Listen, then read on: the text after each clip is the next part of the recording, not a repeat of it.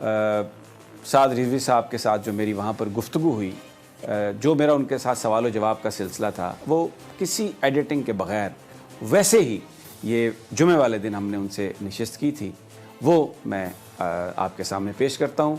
आप ख़ुद उनकी गुफ्तगू सुने और जज कर लें।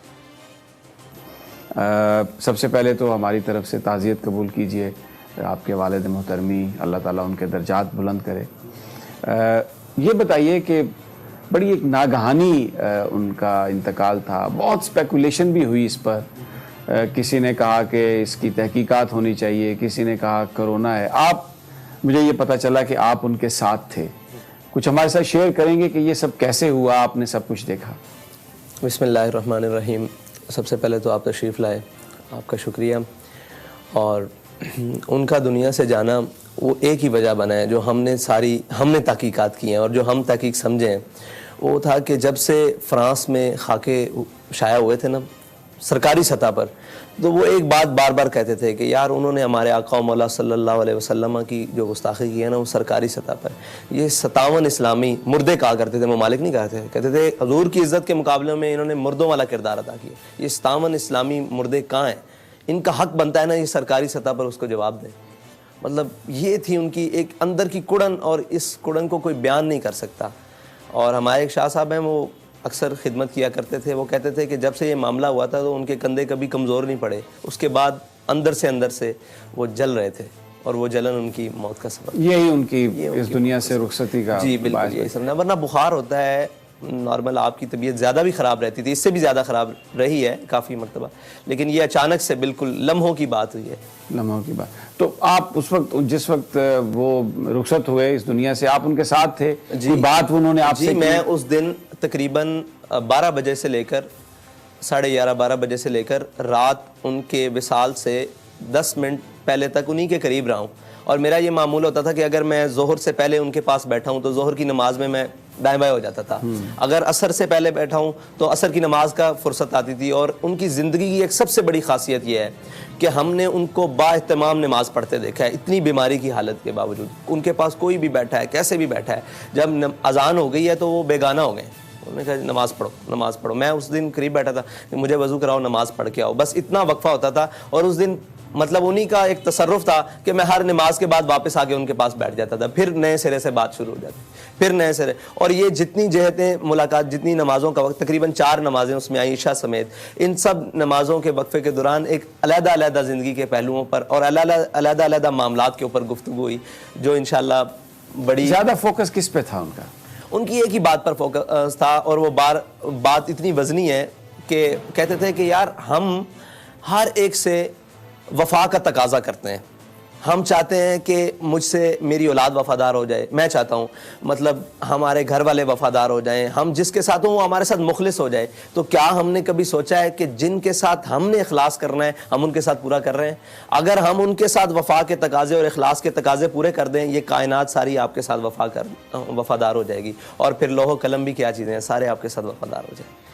उनके बारे में बहुत ज़्यादा प्रोपेगेंडा भी किया गया। कहा गया कि जनाब, किसी ने कहा कि ये जो फैज़ाबाद धरना था एजेंसी के कहने पे दिया, कोई कहते थे कि जी बड़ा माल आया। मैं यहाँ पर आया हूँ अभी, ये मैंने देखा है आपकी ये जो मस्जिद है, फिर जो घर है 3 कमरों का फ्लैट। तो ये बयान फरमाइए कि वो खुद इस बात पर अफसोस का इजहार करते होंगे। आपसे कभी उन्होंने इस पर बात की कि ये जो लोग बातें करते हैं क्यों करते हैं, इनकी क्या वजह है? ऐसी बात है कि उनके सामने भी आकर एक शख्स ने कह दिया कि जनाब हमें ना लोग ताने देते हैं कि आपने पैसे लिए हैं धरने के। तो कहते थे यार एक मेरी बात सुनो, हमने जैसा धरना दिया है ऐसा किसी ने धरना दिया है?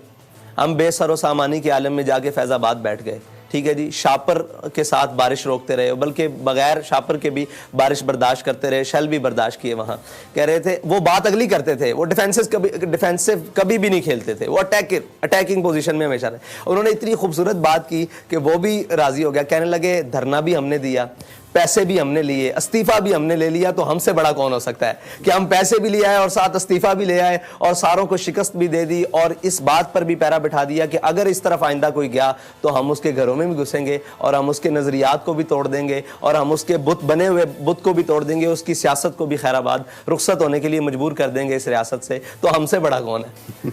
हाँ, वो मतलब ये तो बातें सारी सरसरी हैं, वो इन चीज़ों से बेगाना थे। अच्छा, उनकी जो गुफ्तगू है, भले वो ज़बान पंजाबी इस्तेमाल करते थे, हालांकि एक लैंग्वेज है, लेकिन अनफॉर्चुनेटली पंजाबी वाहिद कौम है जो पंजाबी को ओन नहीं करती, बाकी तमाम कौमें अपनी ज़बान को ओन करती हैं। लेकिन वो गुफ्तगू में इकबाल के शेर पढ़ते थे, शिराजी के, हाफिज़ के शेर पढ़ते थे। बहुत ही एक ऐसी गुफ्तगू थी, अगर आप उसको गौर करें तो एक इन डेप्थ जो मैसेज था वो दहला देता था। तो अक्सर मुतालिया करते होंगे, आपके साथ भी, आपकी तरबियत में भी वो चीज़ें उन्होंने शामिल की, इनकॉर्पोरेट की? बिल्कुल ऐसे ही है। मैंने तो सारा जो कुछ भी सीखा और मुझे उन्होंने एक सबक दिया, आपके मतलब एक्सीडेंट के बाद एक और साथी हैं उनको भी यही सबक दिया कि किताबें तो 2 हर्फ सिखाती हैं, आदमी आदमी बनाते हैं। तो हम हमारे अंदर जो भी आदमियत है, जो भी हमारे अंदर कोई वस्फ है किसी भी चीज़ का, वो उन्हीं का दिया हुआ है, उन्हीं का सिखलाया हुआ है।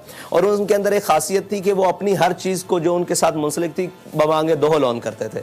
लोगों ने बड़ा कहा कि हज़रत आप उर्दू का इस्तेमाल करें, इससे बहुत फ़ायदा होगा था। कहते थे जल्ले जो तक मैं पंजाबी गल ना कर लवां मेरा अंदर ही पूरा नहीं होता, मैनू गल समझा आंदा मज़ा ही नहीं आता। मतलब वो पंजाबी में कहते हैं मुझे बात समझाने का मज़ा ही पूरा नहीं आता।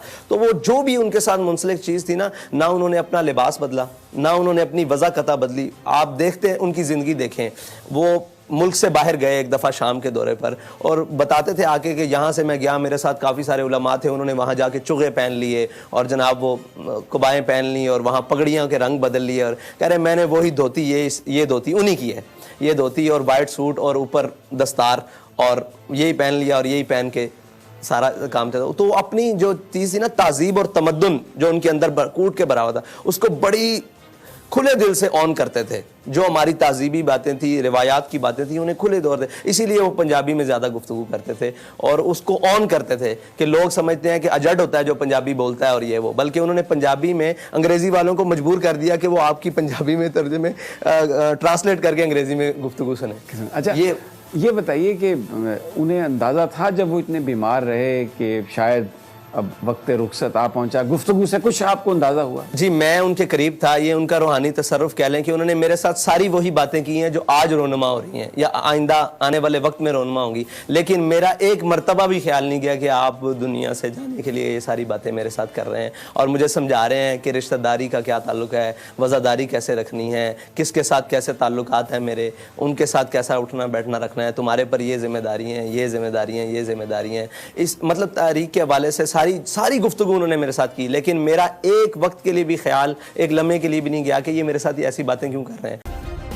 सब्सक्राइब करें और बेल दबाएं ताकि कोई खबर रह न जाए।